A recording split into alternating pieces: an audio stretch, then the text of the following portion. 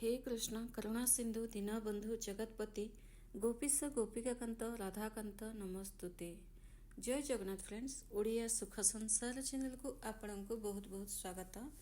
मेष राशि सेप्टेम्बर मासटी आपणकर किपरि रहिबो। एही सेप्टेम्बर मासरे ग्रह गोचर अनुसार आपणक जीवन में कौन परिवर्तन रही, आपणकर शिक्षा स्वास्थ्य एवं आपणकर बिजनेस पारिवारिक जीवन किपर रहिबो एवं कौन सबू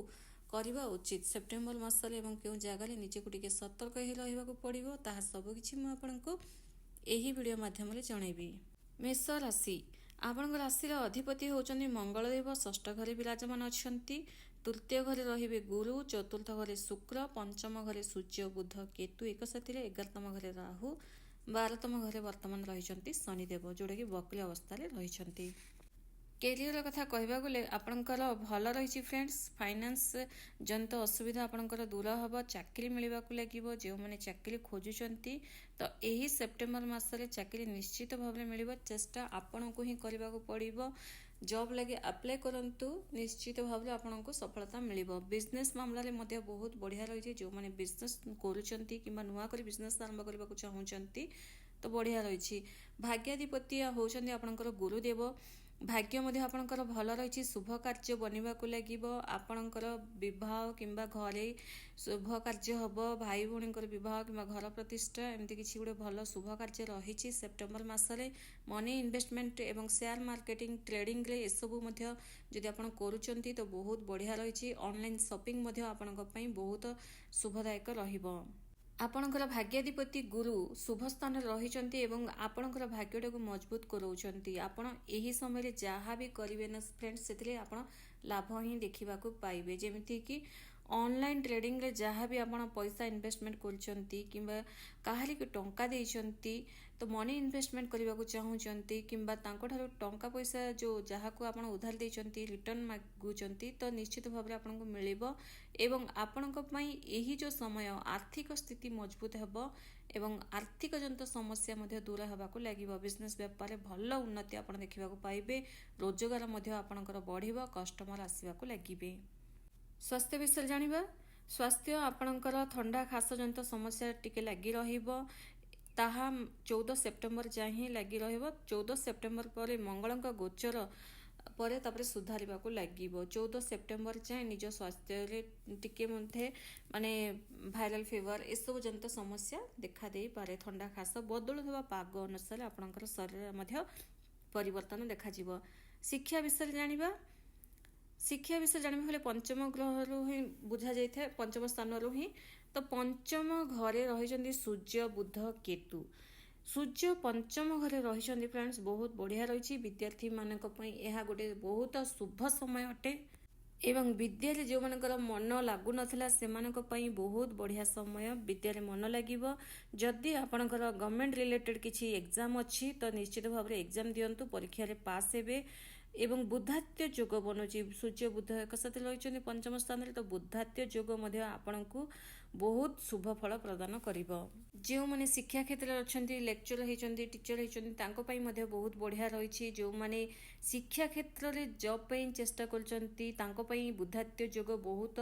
शुभदायक रही एवं विद्यार्थी मानक पई मध्य बहुत बढ़िया रहिबो। तेणु जहाँ भी सरकारी रिलेटेड गवर्नमेंट रिलेटेड जहाँ भी एग्जाम अच्छी तो निश्चय दियंतु किंबा सरकारी चाकरी पे जदि आपण चेष्टा करचंती, रिसेंटली पास आउट होइचंती तो निश्चित भाव में फॉर्म पकांतु, आपण को सरकारी जॉब मध्य मिलिबो। लव रिलेशन विषय जानिबा।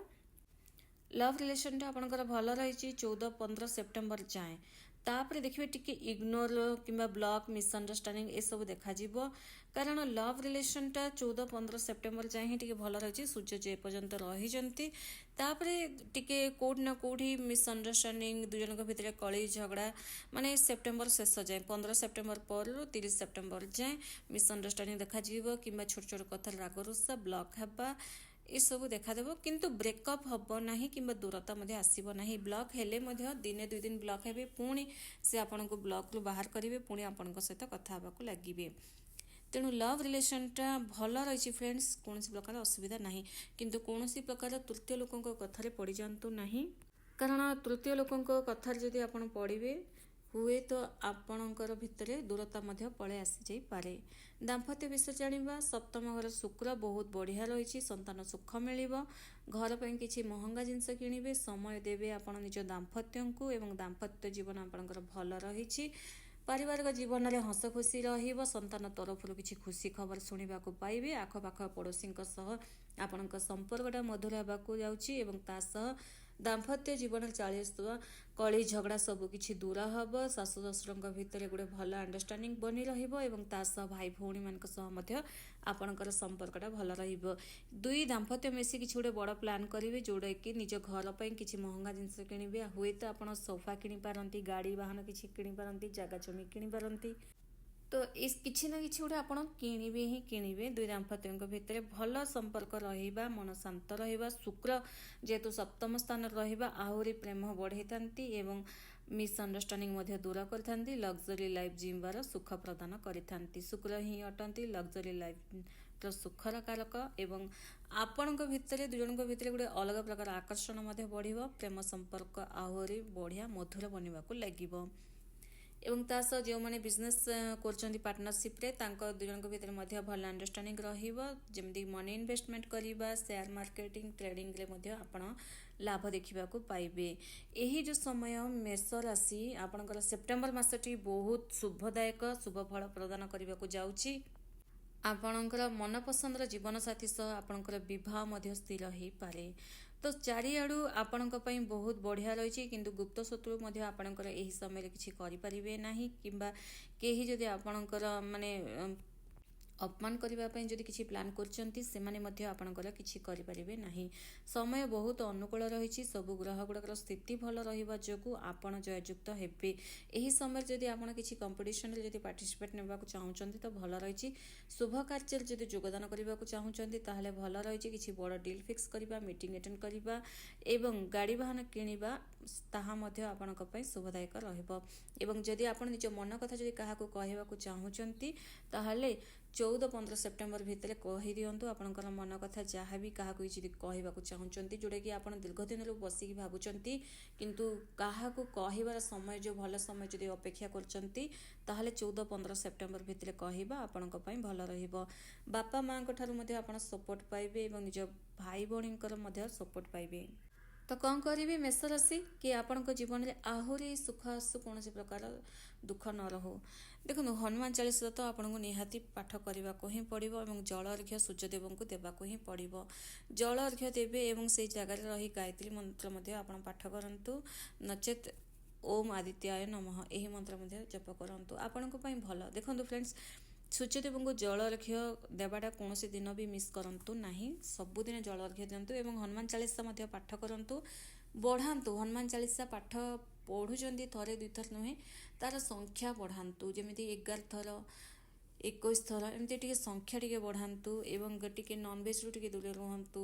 कारण आपण हनुमान चालीसा पाठ कले ही हनुमान भगवान कृपा वर्षे थाए आपणकर प्राय देखिए शत्रु अधिक था